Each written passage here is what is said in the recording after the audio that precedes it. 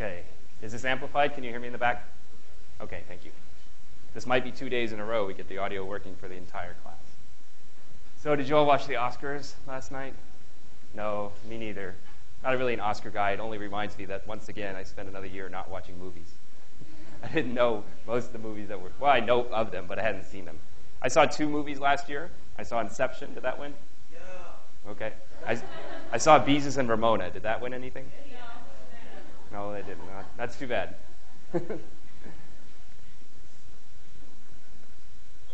Okay, well, hopefully you had a good weekend. The sun came out a little bit, warmed up. Spring is just around the corner. And today we're going to talk about section 2.6, implicit differentiation.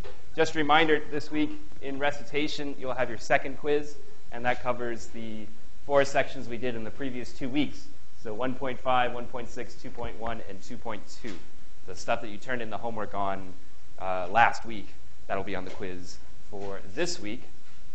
And next week, to be specific, next Monday, we will have our midterm.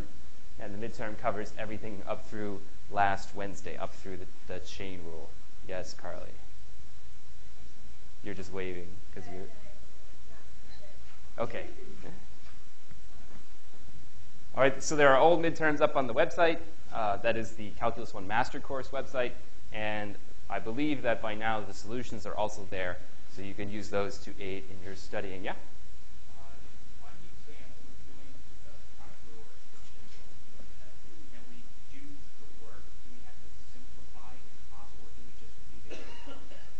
So the question is, if we're doing product rule or chain rule, do we need to simplify? And I'll make that as clear as I can on the specific problem. In general, my philosophy is that simplification is a means and not an end. So a lot of times, if I just want to know, can you use the product rule, then I won't also see if you can simplify in the same problem. Sometimes, in the future, we will have to derive an equation involving the derivative and then solve that equation, and then it will be important to simplify in order to actually solve. Okay? So in that case, we simplify because we need to in order to solve the problem, but usually not as a method of prettying your answer. Question? Some of them are mine, some of them are not mine. What?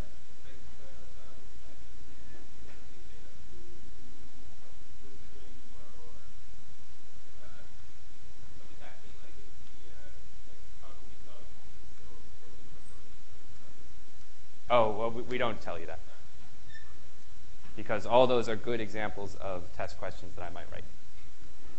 Okay. Something that you won't see too much of on the old midterms that I do sometimes do is multiple choice problems.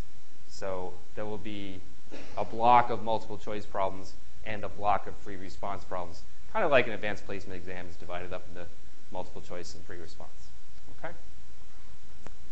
So it's going to start, well, we'll try to start as soon as we can right at the top of the hour. But because this is such a large class, we also need to check IDs and everything when you get started. So come early and be prepared to show your ID and get checked off of a list before you sit down and start working. Okay? Other questions about the midterm? Don't worry, it'll be easy. He said convincingly. Okay, so we're going to learn one thing today, but it's one very important thing. It's the idea of implicit differentiation to find the derivative of a function. Well, no, to find the derivative of a relation which may not necessarily be a function. Okay? Which sounds kind of confusing because I thought derivatives could only be applied to functions. Well, I'll show you the big idea on a simple example, and then we'll build up from that example to some more complicated ones. All right. So here's the big motivating example. We want to find the slope of the line, which is tangent to the curve x squared plus y squared equals 1 at the point 3/5, negative 4/5. Okay, well, here is the curve x squared plus y squared equals 1. It's our friend, the unit circle. And what quadrant is the point 3/5, negative 4/5 in? It's down here in the 4th quadrant.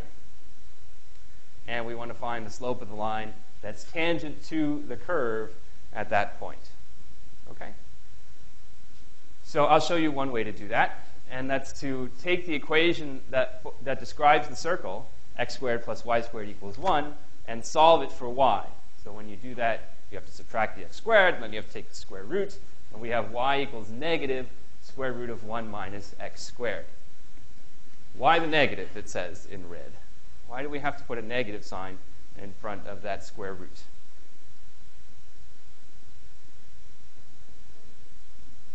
Because the point that we're looking at has a negative y value. The whole problem is that this curve here, x squared plus y squared equals 1, is not a function, right? Because, for instance, there are two y's which correspond to the same x value here. If x is 3/5, y could be negative 4/5 or positive 4/5. And so if we're trying to find the derivative of a function, what we need to do is make the choice of either the top branch of the square root or the bottom branch of the square root. That is, we either have to decide whether we're finding the derivative of the upper function or the lower function. Noticing that we have a point below the x-axis, we need to take the minus the square root to make sure that we're finding the derivative at the right place. Okay, so isolate. Now we just differentiate.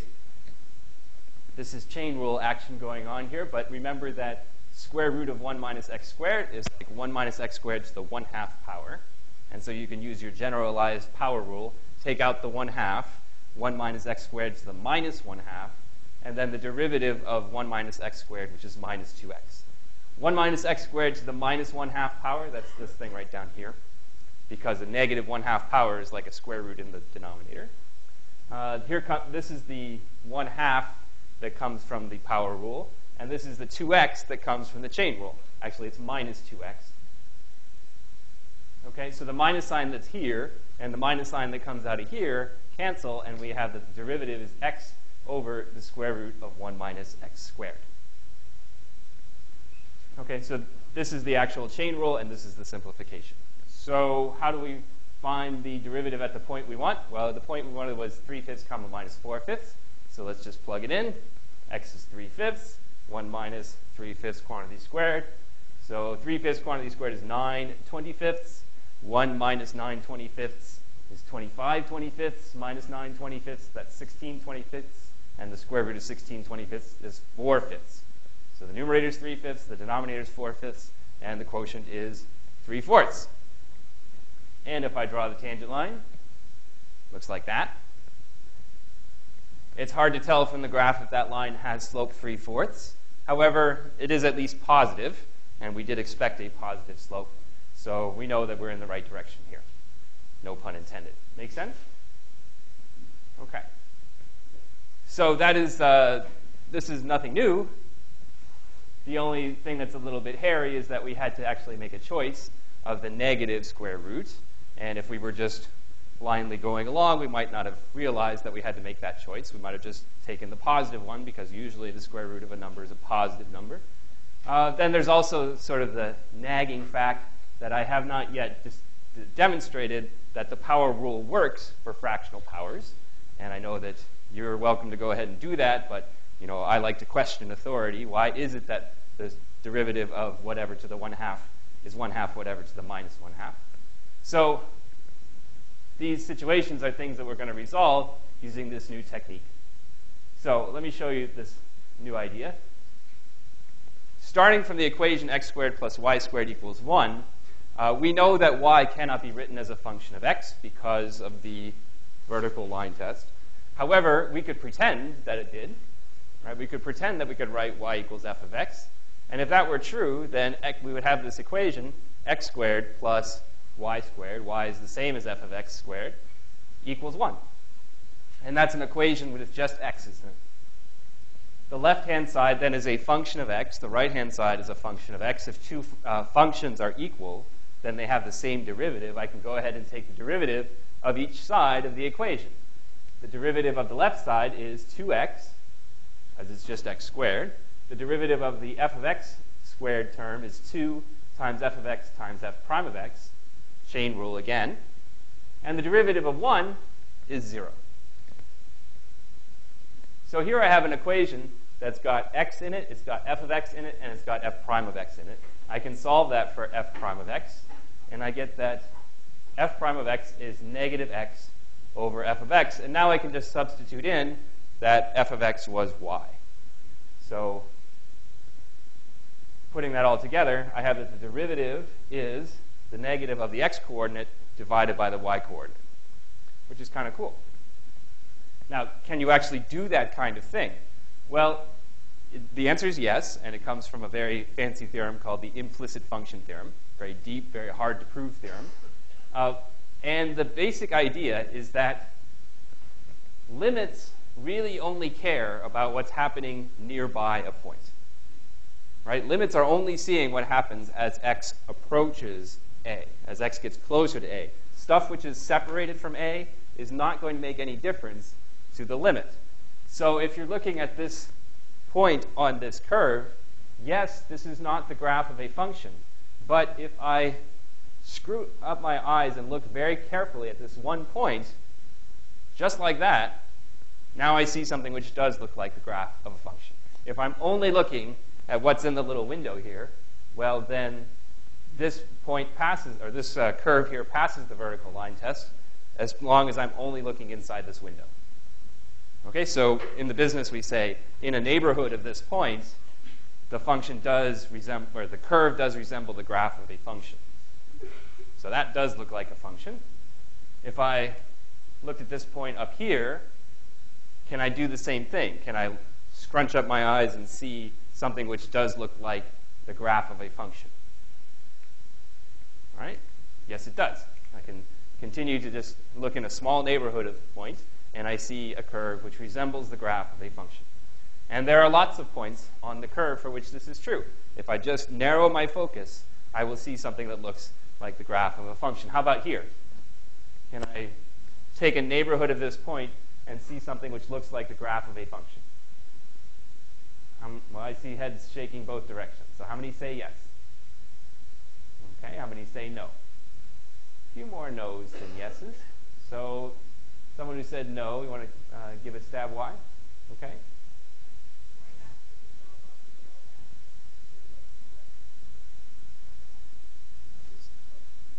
So just to the right of this point, if you draw a vertical line, you are going to intersect the curve in two places. Is that what you're saying? Yes.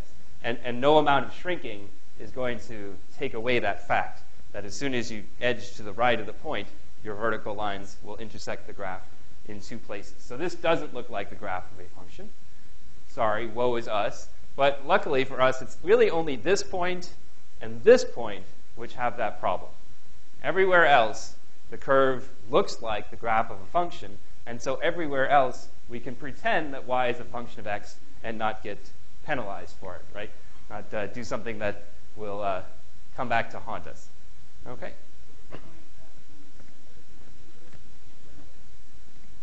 Point has to be in the center of the neighborhood, not on the edge. Well, the neighborhood is this white thing, this white box here. So this point still is in the center of that neighborhood. What the problem is that even in this neighborhood, a vertical line can cut the curve in two places.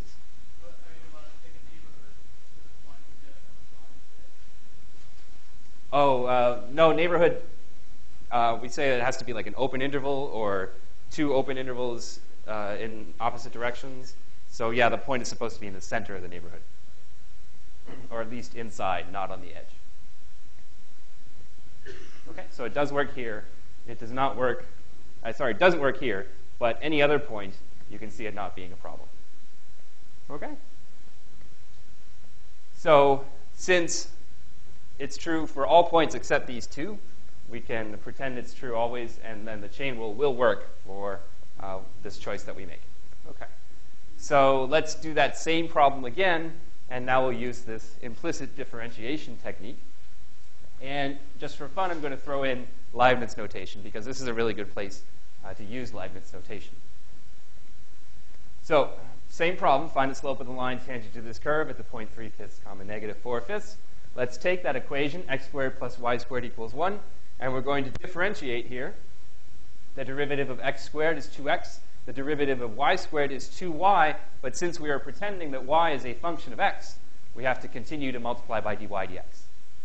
Okay, y is a function of x, so the derivative of y squared is 2y dy dx. That's the chain rule. Okay, then we just have to isolate dy dx. That is, put the 2x over on the left-hand side. It becomes a negative 2x. Divide both sides by 2y, and you get that the dy dx is negative x over y. And now we just have to evaluate at our particular point here, 3/5 comma negative 4/5. Well, x is 3/5, y is negative 4/5, and there's a minus sign here, which cancels with the minus sign there, leaving us with a positive 3/4. Okay, so did we get the same answer? Yes, we did. Which way do you like better? Do you like the differentiate and then isolate method that we used this time, or in the previous way, back here, where we isolate and then differentiate? So differentiate, then isolate, isolate, then differentiate. How many like the first way better? A few people. How many like the second way better? Okay, now don't think that I want you to like the second way better. I mean, you're not trying to please me here, but there are advantages and disadvantages either way. So what's an advantage of this method here? Some people preferred this, so I hope it would have some advantages to them.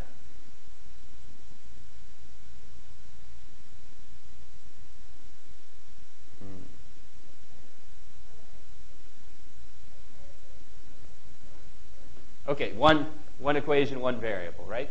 There's only x's here. Okay, it's explicit. You get to see exactly what the function does here. And then you only have to plug in one value, the value of x. Okay, so what's an advantage of the differentiate then isolate implicit method?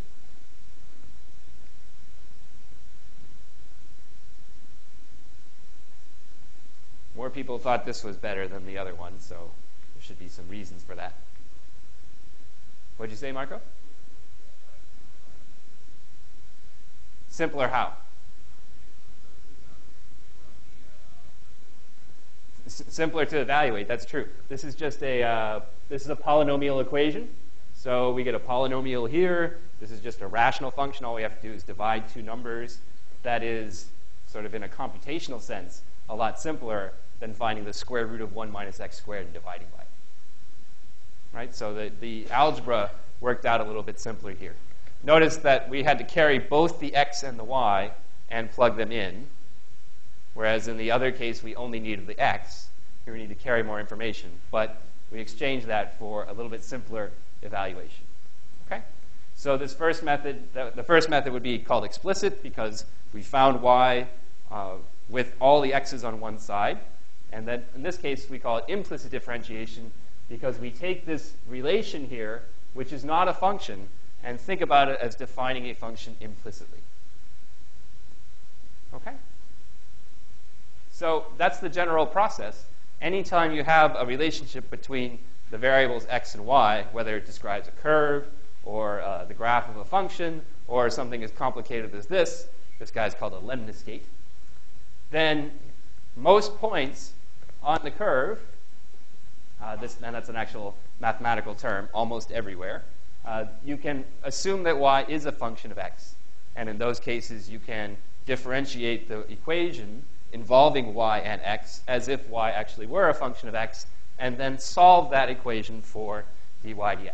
And that will give the slope of the tangent line to the curve at any point that you plug in to the equation. This will have x's and y's in it probably, but if you have a point and you know its x and y coordinates, you can use that to find the slope of the tangent line. At which points does this not look like the graph of a function? Yeah? Any of the points where y equals 0, that's right. Because here, when y equals 0, vertical line test is going to fail no matter how much we shrink in on it. Same thing on the right-hand side, vertical line test is going to fail. And here we've got something really strange going on. The curve crosses itself. So a little bit to the left of 0, a little bit to the right of 0, we're still going to fail the vertical line test. Okay, but that's just 3 points compared to the infinity of points that go around this figure 8 guy. So lots more points that it works for compared to the ones that it doesn't work for. Okay. So I've got a few more examples, easy and not so easy. Here's one. We're going to find the derivative of y along the curve y cubed plus 4 times x times y equals x squared plus 3. Okay. Well, I could get out my calculator and try to graph that, but this is really just a formal process. I don't even need to know whether y is a function of x, because I'm going to pretend it is and solve for dy dx, and it will work out at exactly the right points. So if I take this equation here and differentiate it, keeping y as a function of x, then the derivative of y cubed is 3y squared y prime. The derivative of 4 times x times y, well, the 4 is just getting in the way. It's not really going to affect how hard this derivative is. The xy is the complicated thing. We have to use the product rule on it, x times y, right? So you take the derivative of x times y by itself. Then you leave x by itself, and you take the derivative of y. Okay, y is a function of x, so the only thing we know about its derivative is that it's y prime. Okay, the derivative of the right-hand side is the derivative of x squared plus 3, which is 2x. So far, so good? Okay, what do we do now? Well, let's remember what the point is. We want to find y prime. So here is an equation, and the thing we are most concerned with is y prime. So we want to isolate y prime. How do we isolate y prime in this equation? Well, we can take everything that's got a y prime in it and put it on the left-hand side of the equation. Everything that doesn't have a y prime in it and put it on the right-hand side of the equation. Right? 3y squared y prime goes on the left. 4 times x times y prime also goes on the left. 4y doesn't have any y prime factor in it, so it goes on the right-hand side. 2x also has no y prime, so it stays on the right-hand side. Once I've got all my y prime stuff on one side and all my non-y prime stuff on the other side, I can just factor out the y prime, like I've done here, and then divide by that factor to get y prime isolated. Yes?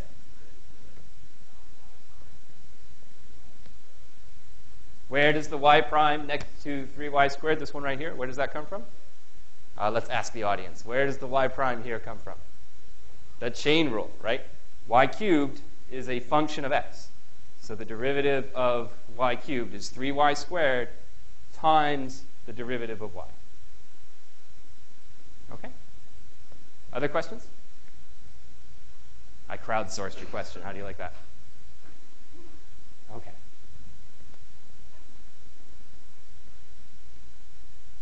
So let's kick it up a notch. Why don't you try this one? Y to the fifth plus x squared y cubed equals 1 plus y times sine of x squared. Okay? Although the function's a little bit more complicated, the process is still going to be the same. Differentiate and then isolate y prime.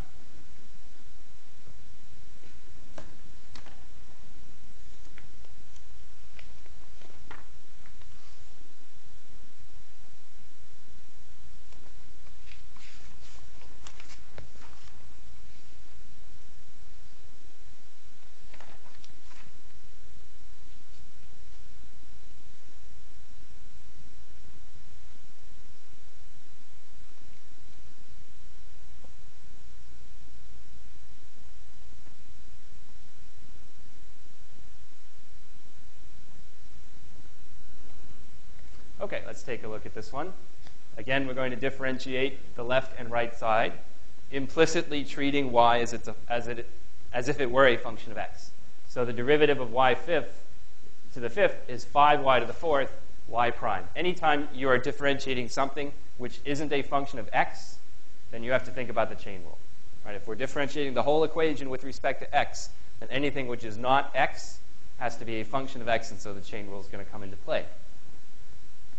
So the derivative of x squared y cubed needs the product rule. First factor's derivative is 2x, and then you leave the second factor alone. Then you leave the first factor alone and differentiate the second factor. The second factor is a function of y, so its derivative is going to involve y prime. Right? On the right-hand side, the derivative of 1 is 0. Thank goodness for small favors. Then the y sine of x squared, that needs a product rule because I'm multiplying two functions.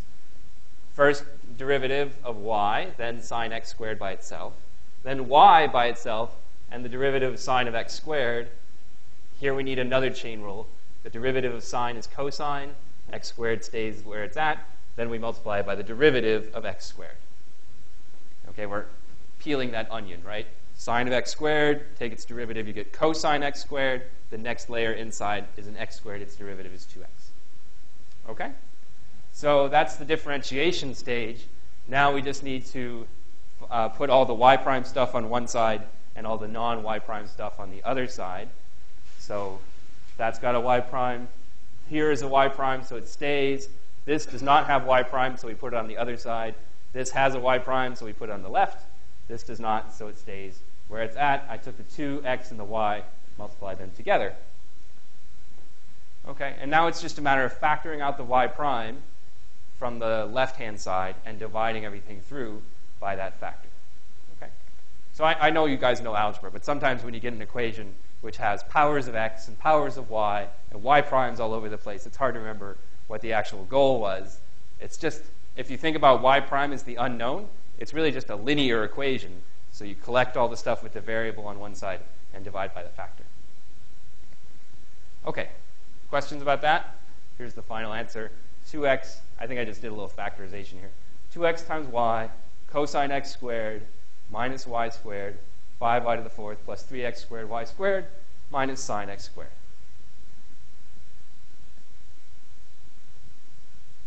Okay, so this is the last line here and the first line here. Factor out and divide. Questions about that one? Okay, are you still copying this down or can I go on?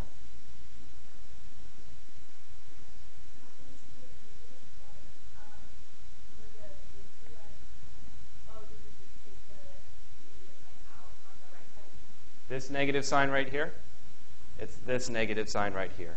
2 times x times y times negative y squared is negative 2xy cubed. Okay. So wave at me frantically if you do not want me to go on to the next one. Okay, thank you. Why do I divide?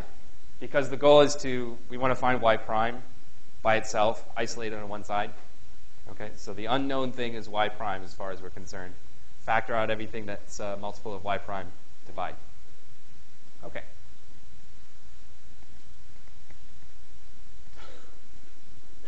Okay, so let's look at a more graphical example. You can cook up algebraic equations like that and take derivatives of y as a function of x as long as you want, but let's do something that's a little bit more graphical. Find the equation of the line tangent to the curve y squared equals x cubed plus x squared at the point 3, negative 6. First of all, let's double check that this point is actually on the curve. Is it true that y squared equals x cubed plus x squared?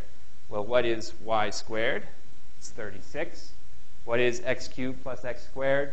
That's 27 plus 9, which is 36. So, okay, yes, this point definitely is on the curve.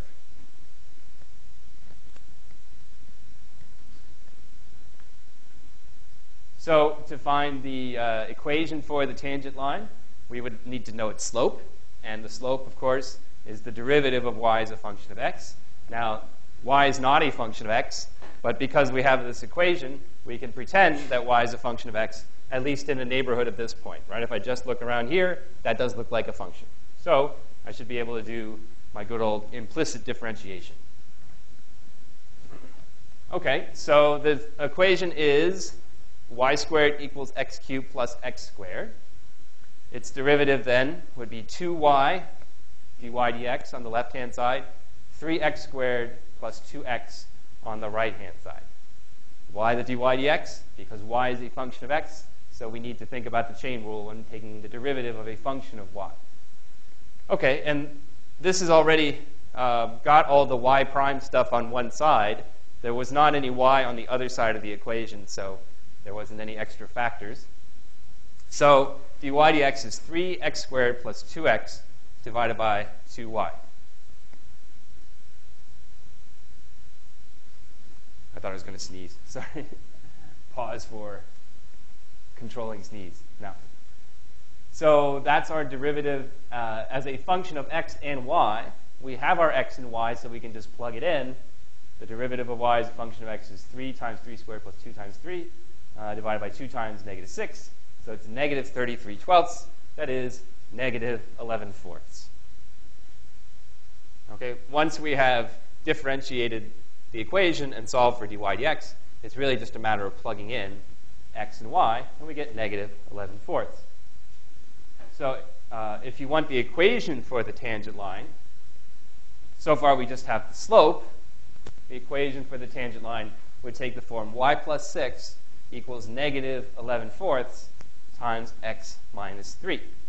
And if you look at the curve with the tangent line graphed, it's, again, you can't really tell whether this curve has a slope of, whether the line has a slope of negative 11 fourths, but at least you can see that the line should have a negative slope, and we did get a negative number, so at least that's reasonable.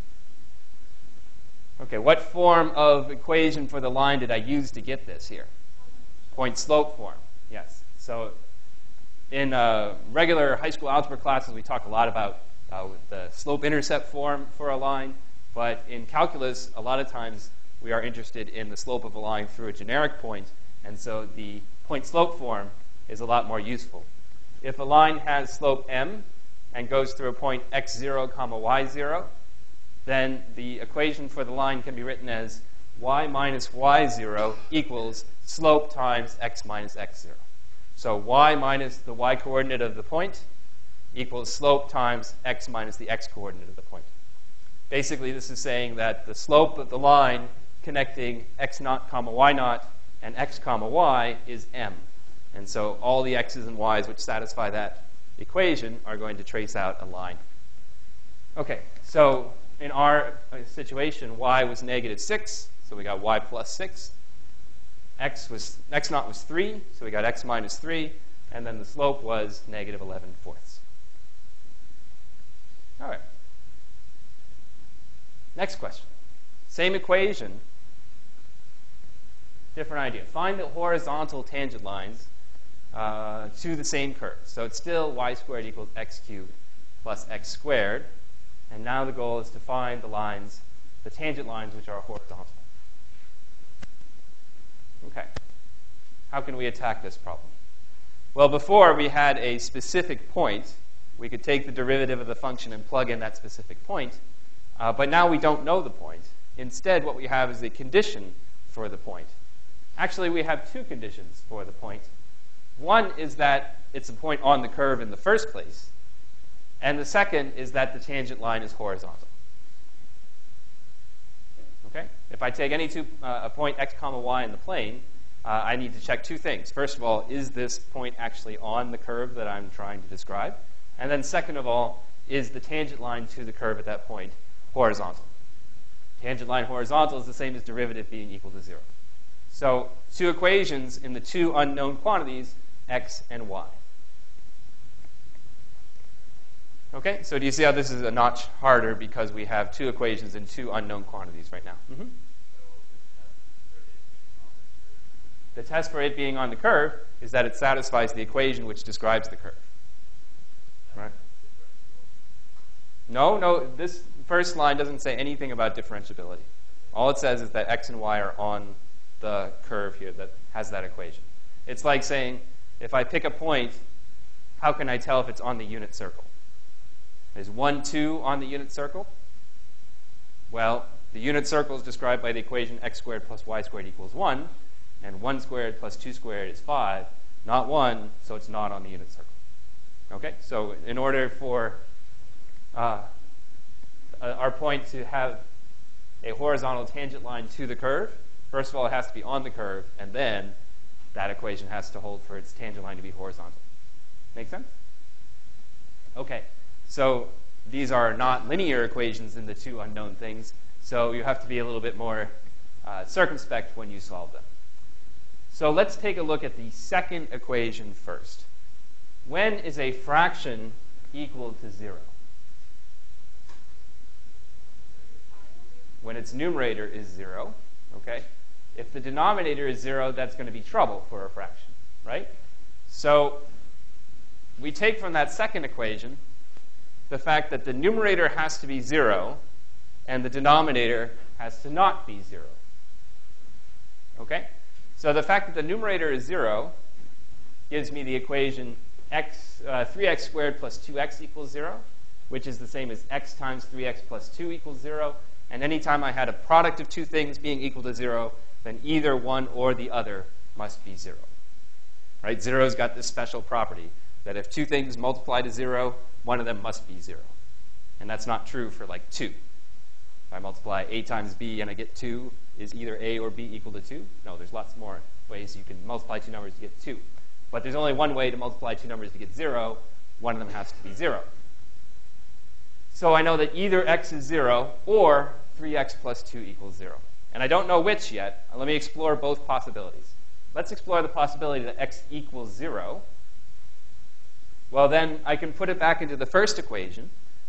If x is 0, then y squared is 0 cubed plus 0 squared. I get 0. So y is 0. But we already said y couldn't be 0. So where have we gone wrong? Well, all we learned is that there aren't any solutions to these two equations where x equals 0. So there are no horizontal tangents where x equals 0. Instead, then, maybe we'll find some horizontal tangents where 3x plus 2 equals 0.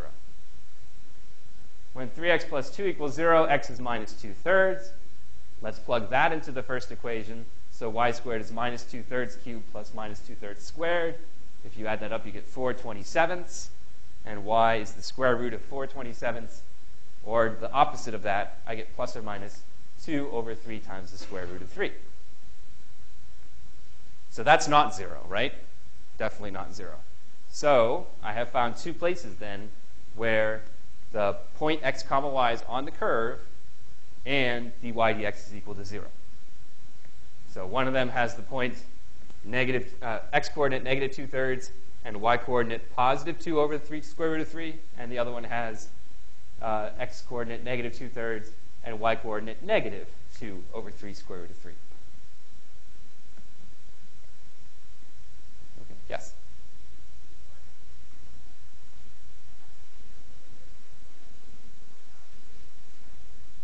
That's correct. We ruled out y equals 0 because that would make this denominator equal to 0. And if we tried the possibility that x equals 0, we get forced into that dead end that we've already disallowed. Okay? So this can't happen, and since that assumption led us to a place where it can't happen, then our assumption was wrong in the first place. Okay, let's take a look at the graph of the function, or the relation here, and we'll see, well, here we see the two places where the tangent line is horizontal. And notice what's going on when x equals 0. When x equals 0, we're around the origin. And this is one of those funky places where the graph doesn't look like the graph of a function. Okay? We call this a singularity. Here we've got the curve crossing itself, and so we're not able to find a slope of a tangent line. I'm not even sure what the tangent line would be here, because there are basically two choices. This one that goes this direction, and this one that goes that direction. Okay? So that's why 0 wasn't allowed. You can see it on the graph that that's not a nice regular point. Questions about that? Okay. If you're upset about the fractions and the square roots, I should tell you that equations like this, where you have a cubic in x and a quadratic in y, these are called elliptic equations, and they're used to solve questions in number theory. And there are whole branches of mathematics trying to find rational points on these elliptic curves. So it's nice that I found one point with nice whole number coordinates, 3 comma minus 6. They're hard to come by. Okay, so if that's okay, we'll kick it up a notch. You have any other questions? All right. So find the vertical tangent lines to the same curve. Okay, so we're still playing with y squared equals x cubed plus x squared. And instead of trying to find horizontal tangents, we're going to try to find vertical tangents. Well, how do we characterize a vertical tangent? A horizontal tangent had what property as far as derivatives go? Yeah? The slope is 0. The slope of the tangent line is 0, so the derivative will be 0. How do we get a similar condition that will give us vertical tangent lines? What's the derivative of a vertical tangent line?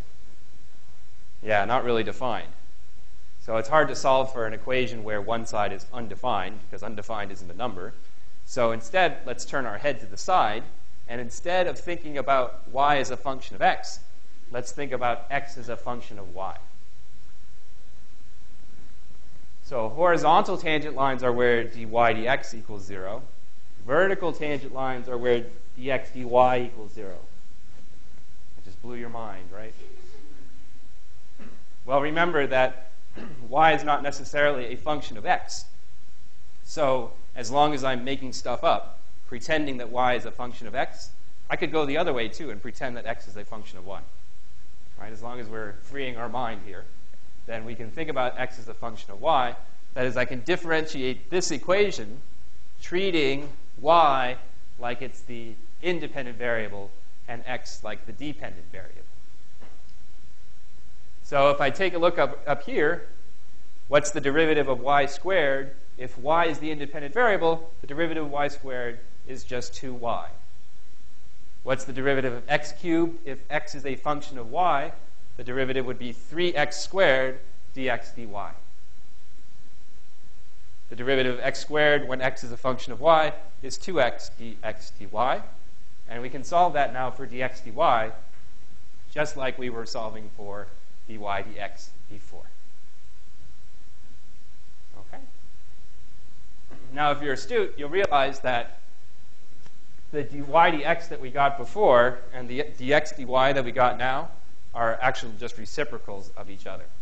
Okay? And that's not a coincidence. It's a theorem known as the inverse function theorem. Okay, but formally it does work out to be exactly that. So this time now we have, again, two equations for the two unknown things, x and y. One of those equations is the same. X comma y is on the curve. And the other equation is that dx dy is 0 at that point. Okay, so 2y divided by 3x squared plus 2x is equal to 0. Yes?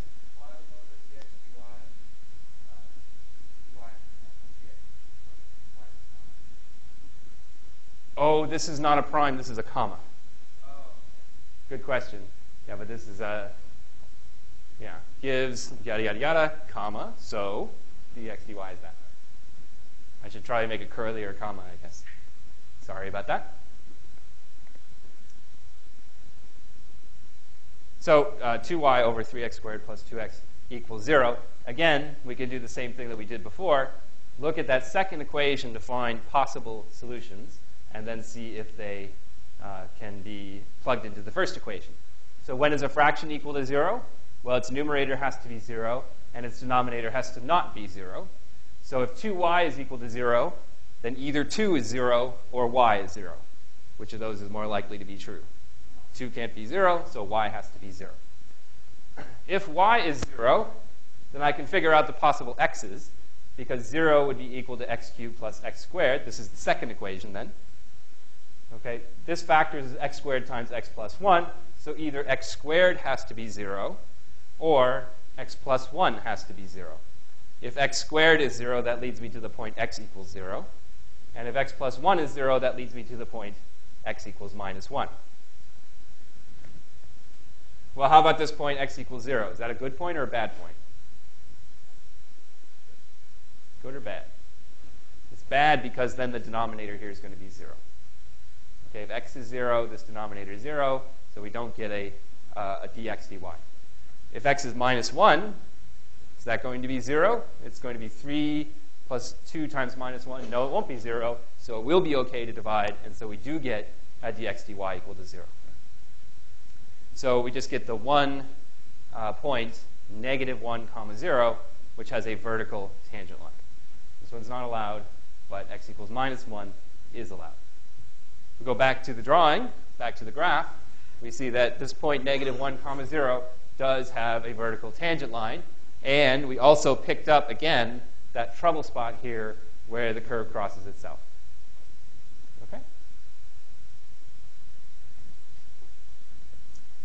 So questions about that one? It gets more complicated when you've got systems of equations to solve.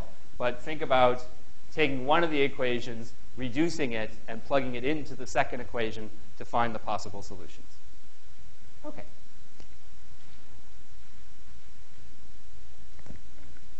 So, next example. There's an example in the book, and students always ask, what's this funny word, orthogonal? Well, let's start from the beginning. Show that the families of curves x times y equals constant, x squared minus y squared equals other constant, are orthogonal. That is, they intersect at right angles. So what the heck is going on here? Well, if you think about these curves here, there's a constant, but the shape of these curves is going to be the same no matter what the constant is.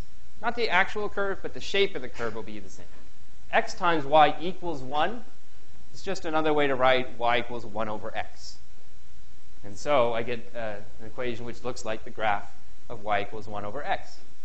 What if I change that constant from 1 to 2? The shape of the graph is not going to change too much. It'll change from 1 over x to 2 over x. It'll basically look the same thing, right? It'll go zoop like that, and then zoop in the other direction like that. See? There's the graph of x times y equals 2. And the higher that constant goes, the further out these branches go. These are hyperbolas, actually. Okay? But the basic idea is that they look all similar to that. If you take x times y equals minus 1, that's the graph of y equals minus x. X times y equals minus 2 is the graph of minus 2 over x. And then this is the graph of minus 3 over x. What does x times y equals 0 look like?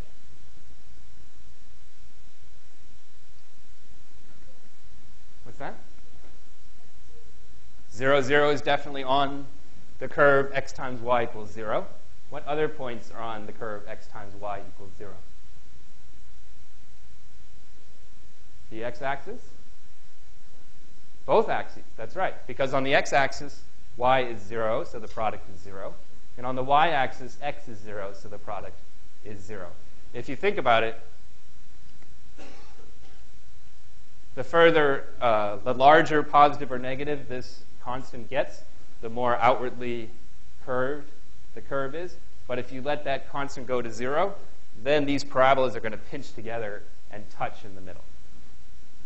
Okay, so when the constant c is 0, you don't get a single curve, you get an intersection of two curves. You get the axes. Okay. Now, when x squared minus y squared equals constant, that's another kind of hyperbola. It looks like this. Say the constant is 1, then the point 1 comma 0 is on the curve. The point negative 1 comma 0 is also on the curve, and then it goes out in this direction too. All right. Other values of that constant will give me other hyperbolas moving outwards. If that constant is negative, I get hyperbolas which cross the axis in other directions. Okay. So a family of curves, the first family is x times y equals constant. For various values of that constant, you'll get different curves, but they all have similar shapes. The second family is x squared minus y squared equals constant. Again, you get a bunch of different curves, but again, they all have similar shapes. And if you take a look at this graph, I tried very hard to do it to scale, at a place where a red curve intersects a blue curve, they seem to be intersecting at right angles. Okay, anywhere you have a red curve and a blue curve crossing, they're not crossing like this, right? They're crossing basically like this. So do you see that? Do you agree? It sort of looks like they're intersecting at right angles. Okay, how would we demonstrate that? Well, the only way you can think about the angle between two curves is to look at the angle between their tangent lines. And that's complicated, but it's not complicated to see where the two lines intersect at a right angle. How would I know that? The slopes have to be what? Negative reciprocals. So you think about the line y equals 2x and the line y equals minus 1/2 x. Those will intersect at a right angle. So what I want to show is that the derivative of the red family and the derivative of the blue family are negative reciprocals of each other. Okay? Well, the first family has equation x times y equals constant. So its derivative will be y times x times y prime equals 0. Product rule there. So y prime is negative y over x. The second family, the derivative of x squared is 2x. The derivative of y squared is 2y prime. and so y prime is x over y. Is it true that the product of negative y over x and x over y is negative 1? Why, yes, right? Except when x and y are 0, but otherwise they do intersect at right angles. Okay, so that was pretty cool. Nice picture there, right? Okay, I've got better pictures too. Yes, and this is the musical selection. Cute is what we aim for by the cursive curves. This was back in my my OC phase. I found this on my iTunes library. I thought it would make a good song for the day because we're thinking about complicated curves and the vexations they provide us. So let's talk about chemistry for a second. Speaking of vexations, right? So here's something called the ideal gas law, which they tell me, since I'm not a chemist, it's been decades since I've taken a chemistry class, relates temperature, pressure, and volume. Okay, so you guys are laughing because you just did this, right? Here's the pressure, here's the volume. N is some constant. Well, it's not a constant. It's the amount of gas you have, measured in a funny unit called moles. R is definitely a constant, and T is temperature. So that's some relation between pressure, volume, and temperature for a special gas. Now, I'll tell you about something else. It's called the isothermic compressibility of a fluid, and it's measured by this funny derivative here, negative dV/dP times 1 over V. So if I have a gas and I can measure dV/dP, then I can find the compressibility of this fluid. Now, here's an exercise in deriving things to measure. Where would this come from? Did some chemist just draw this up on his chalkboard and think, you know what we need? We need a new unit. So I'm going to just cook up this derivative here, and I'm going to call it the isothermic compressibility. No, that's not where it came from. If you play around with this definition as a derivative, you can see what it's actually measuring. dV/dP, well, if you take an approximately small amount of change in pressure, then there's going to be a correspondingly small amount of change in volume. And you can approximate dV/dP by the change in volume relative to a certain change in pressure. That's going to be equal to this compressibility constant here times -1 times V. And if you solve that approximate equation for delta V divided by V, you get that it's equal to negative beta times delta P. So maybe that's not clear either, what this is supposed to measure. Well, you know that delta V is the change in the volume of the gas. So think about it being in some kind of balloon that can change its volume. Delta V divided by V is like the relative change in the volume of the gas. Or you can think about it as the fraction of change or the percentage change in the volume of the gas. This isn't going to have any units to it because the units in the numerator and the units in the denominator will cancel. So what this is saying is it's trying to measure the amount of percentage change in volume that comes from a change in the pressure. If you increase the pressure on your gas, then you're going to squish it, so you're going to get less volume. So naturally, you would expect a negative number to come out of that, which is why we multiply by -1, just because we would rather deal with a constant thing. So a small beta means that for a certain change in pressure, you would have a small change in volume. If something had a larger beta, then the same change in pressure would make a larger percentage change in volume.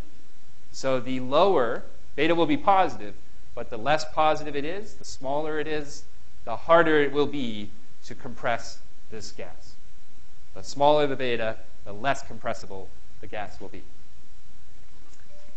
So let's find the isothermic compressibility of an ideal gas. What does that mean? Well, we're going to take our ideal gas law, PV equals nRT, find dV/dP divided by V, multiply by -1, and we should get that constant beta. So PV is N times R times T. N is constant because we're not changing the matter in the vessel. T is constant because it's the isothermic compressibility. So iso means same and thermic means temperature. And R really is a constant just to make the units match up. Basically, all of that, as far as we're concerned, is a constant. So if you differentiate P times V equals K, you get, well, the derivative of P times V plus p times the derivative of v, and that equals the derivative of k, which is 0. Solving for dv dp, you get negative v over p. Dividing by negative v, you get 1 over p. So the compressibility of an ideal gas is just the reciprocal of its pressure. That is, the larger the pressure that's in this vessel of gas, the harder it is to compress it. Right? Think about a balloon that's full of gas, not a whole lot of pressure in there, you can squeeze it. Now think about something that's so pressurized that you have to contain it in some metal sphere. That's going to be much harder to compress.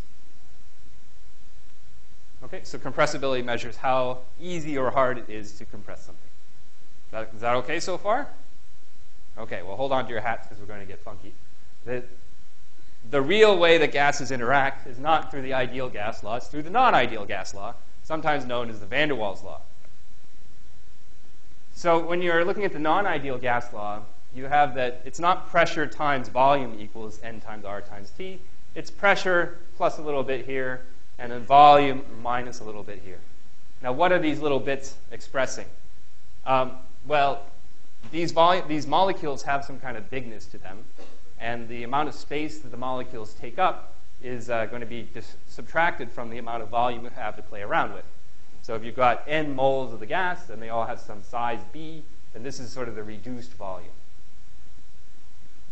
Now, the other thing that goes on is that these molecules are actually going to attract to each other.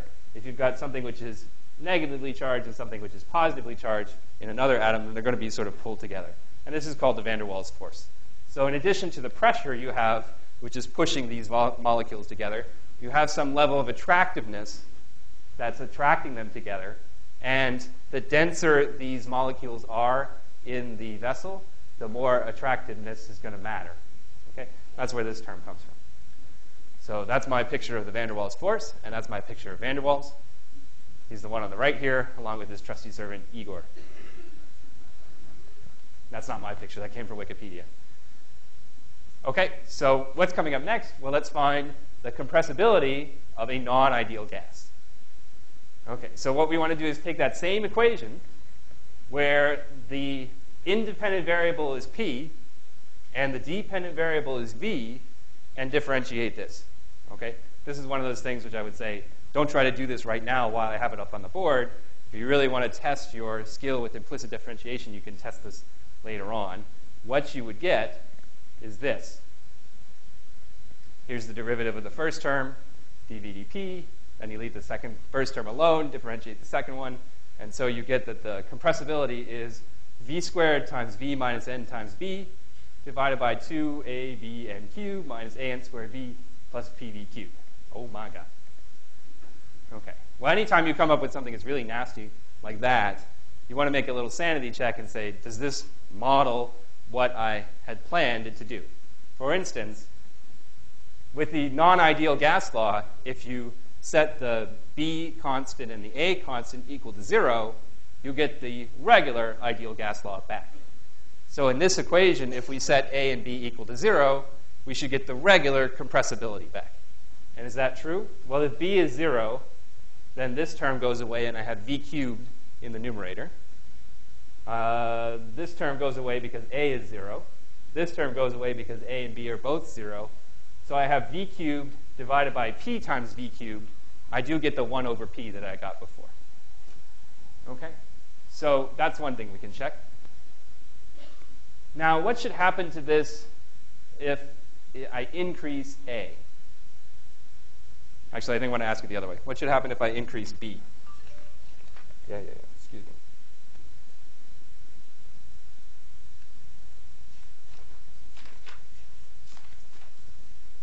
If I increase b, what happens to compressibility?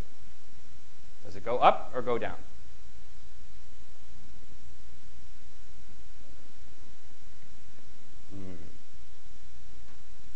How many say up? How many say down? Okay. B was bigness. B was the size of these molecules. So if I substitute bigger molecules in the same place, will I have more compressibility or less compressibility? Okay. Well, let's take a look. What happens if B increases to the numerator here? Right, if b gets bigger, then this numerator gets smaller because this term, I'm subtracting more. So I'll get something smaller. What happens to the denominator if b gets bigger? Well, b gets bigger, this term is going to get bigger. These terms don't have any b in them, so they don't change. Numerator gets smaller, denominator gets bigger, so the quotient is going to get smaller. So if you increase the size of your molecules for the same amount of pressure and temperature and volume, then the compressibility is going to be smaller. They're going to be less compressible. Okay, so that one we answered, that one we answered. And you can do this without taking the derivative, or you can try to take the derivative of this as a function of b and see what happens there. And then you can also ask yourself, what is the derivative of b with respect to a? If I change the attractiveness of these molecules, how will the compressibility change?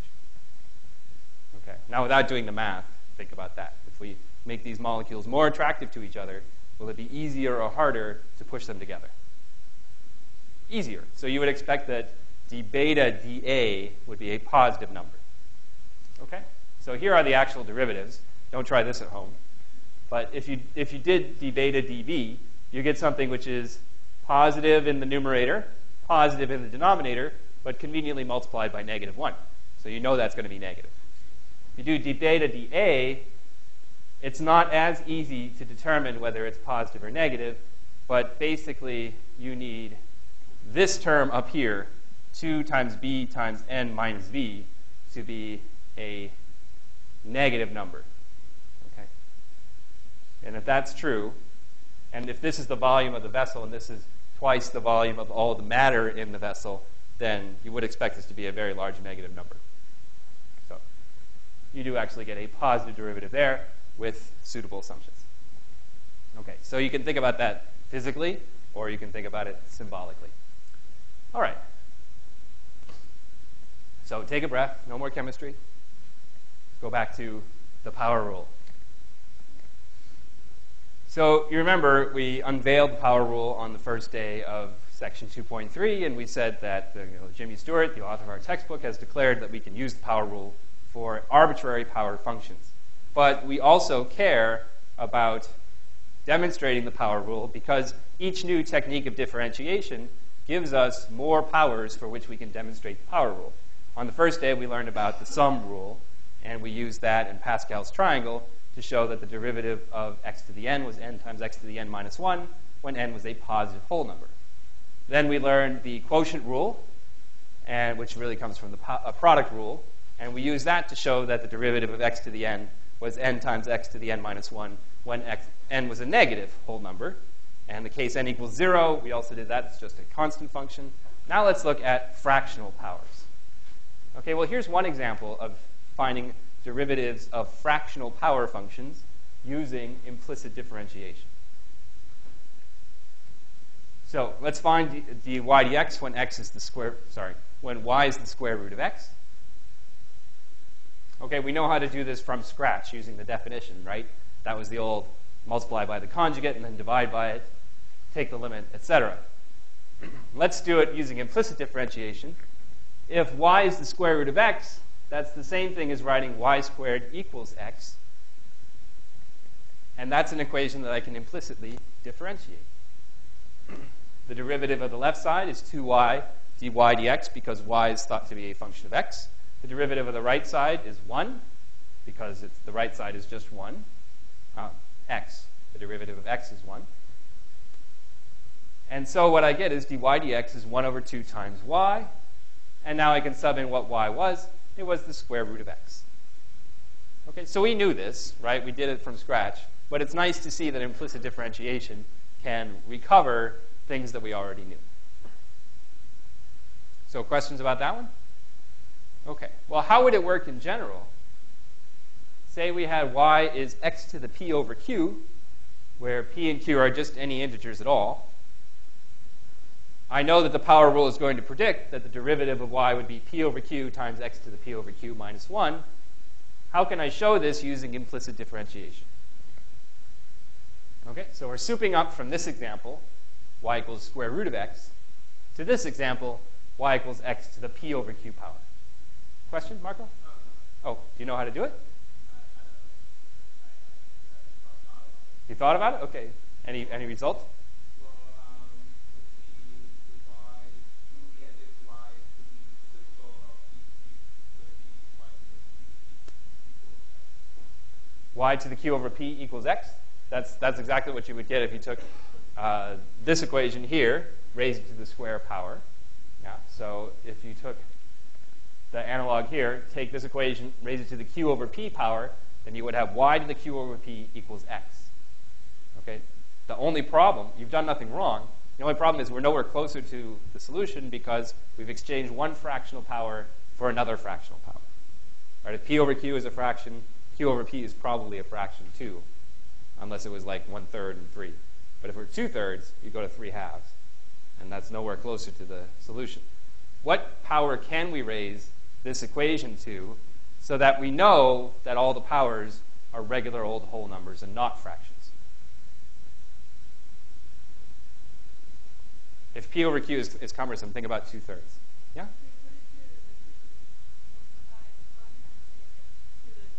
Raise the equation to the q power? Aha, that's very good. Yes, let's raise the equation to the qth power. So y to the q is y to the q.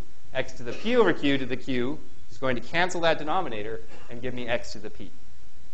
So now, if p and q are whole numbers, then x to the p and y to the q are powers with whole numbers.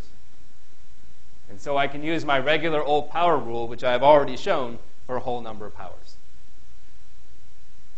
Okay, so it's not no more fractional powers. That's a whole number power. That's a whole number power. And so I can use implicit differentiation, differentiate the left-hand side, y times q to the y minus 1, oops, times dy dx because y is a function of x, p times x to the p minus 1 on the right-hand side, and solve for dy dx. Well, notice I get a p on the left-hand side and a q on the right-hand side.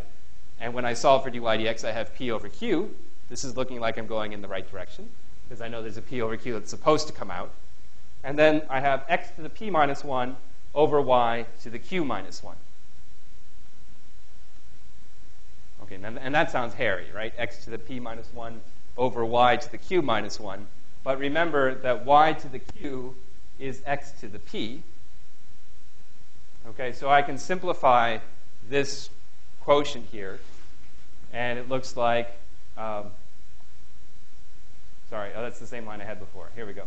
X to the p minus 1 over x to the p minus p over q, right? Translating y to the q as x to the p. And so now I've got everything in terms of x, and I just subtract the exponents. The numerator's exponent is p minus 1. The denominator's exponent is p minus p over q. Just do the arithmetic here, p minus p, negative minus p over q, and negative 1, so I get p over q minus 1. And so now I've recovered the power rule for fractional exponents, such as x to the 1/2, x to the 2/3, x to the negative 27/4, however you want to do it. Okay? So a little bit of messy algebra, but implicit differentiation is the major calculus hurdle, which allowed us to do all that. Okay? So using implicit differentiation, we can treat relations which define curves like they actually define functions. And we can find slopes of lines tangent to curves which are not graphs of functions. So there you go. You have 3 extra minutes to frolic with your friends, and I will see you back here on Wednesday.